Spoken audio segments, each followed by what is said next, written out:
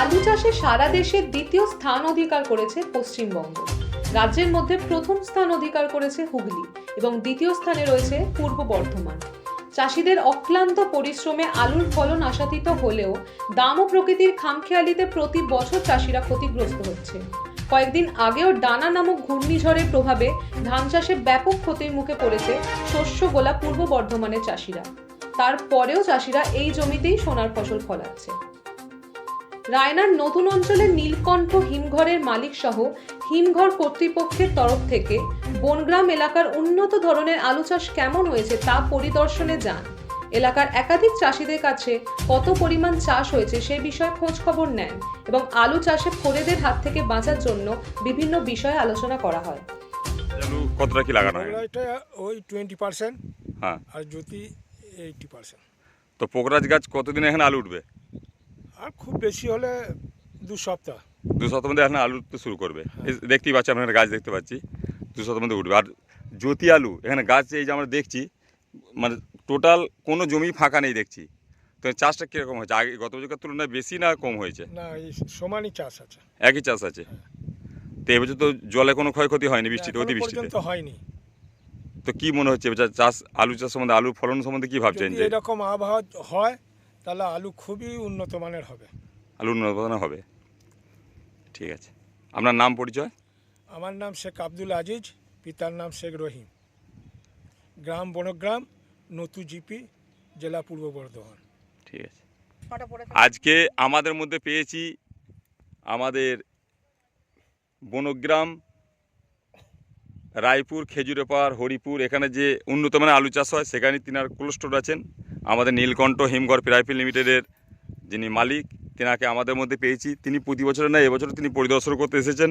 তা আমরা চাইব যে তিনার কাছ থেকে আশা করব যে তিনি এই এখন যে আলু চাষ হয়েছে সেই সম্বন্ধে কিছু বলার জন্য। কি দেখছেন তিনি মাঠে এসে? আমি নীলকণ্ঠ হিমঘরের পক্ষ থেকে এসেছি। এইখানে বনগ্রাম তো একটা খুবই উৎকট মানে উন্নত মানের গ্রাম এবং এদের চাষটাও ভীষণ উন্নত মানের হয়। সেই জন্য সবার আগে আমি আজকে বনগ্রাম পরিদর্শন করতে এসেছি। তাতে আমি যা দেখছি পুরোটাই তো পাঞ্জাব বীজের চাষ, এবং এই পাঞ্জাব বীজের চাষ হওয়ার যদি আবহাওয়া খুব ভালো থাকে তাহলে প্রোডাকশান নিয়ে কোনো হ্যাম্পার হবে না। আর পোকরাজ চাষটা তুলনামূলক একটু কম আছে, কিন্তু পোকরাজ গাছ অলরেডি রেডি হয়ে গেছে। 10-12 দিনের মধ্যে আলু উঠতে শুরু করে দেবে।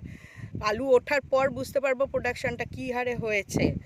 আর আমাদের এখানে খুব ভালো লাগছে যে কোনো গাছ এখনও অবধি কোনো ক্ষতিগ্রস্ত হয়নি। ওয়েদার খুব ভালো। এরকম ওয়েদার থাকে আর মাঝে যদি একটা দুটো বৃষ্টি হয়ে যায় তাহলে প্রোডাকশানটা মানে হিউজ প্রোডাকশানে পরিণত হবে। আমার সেক্ষেত্রে চাষিরাও উপকৃত হবে, আমরাও উপকৃত হব, এবং আমরাও আমাদের কোল্ড স্টোরেজের তরফ থেকে চাইব যে এই আলুটা আমরা সংরক্ষিত রেখে খুব ভালো উন্নত মানের হিসেবে আমরা আবার তাদেরকে ফেরত দেবার। আর আমাদের যেটা এখানে এসে যেটা দেখলাম সেটা হলো যে অনেক চাষি ভাই রয়েছেন, তাদের কিন্তু প্রত্যেকেরই একই মতামত। কেউ যদি চাষ না করে থাকে তার জমিটা আরও ভালো লাগলো, আর তার জমিটা অন্য চাষিরা চাষ করে দিয়েছে। এর থেকে বোঝা যাচ্ছে চাষের কোনো কমতি নেই। এবং ফোরের লোডিংয়ের সময় যে ফোরেরা আসে আলু ওঠার সময়, সেই সময় কিন্তু ফোরেরা কোনো কম দাম দেওয়া বা বেশি দাম দেওয়া সেইটা এবছর করার সম্ভাবনাটা খুব কম। সবাই যথার্থ মানে আলুর দামটা সঠিক থাকবে, ওঠা নামাটা খুব কম হবে। কোনো সময় হয় কি, কোনো লোডিংয়ের সময় প্রচুর পরিমাণে আলুর দাম হঠাৎ করে বেড়ে যায়, আবার কোনো সময় খুব কমে যায়। সেটা কিন্তু এবছর থাকার কথা নয়, যেহেতু আমাদের কোয়ালিটি মেনটেনটা হবে এখানে সবথেকে বেশি। এছাড়াও এখানে কোনোবারই মানে চাষ কম থাকে না।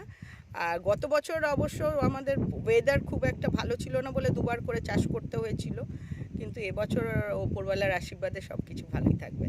সুদিতি চট্টোপাধ্যায়, নীলকান্ত হিমঘর প্রাইভেট লিমিটেড, পূর্ব বর্ধমান। অসংখ্য ধন্যবাদ আপনাকে।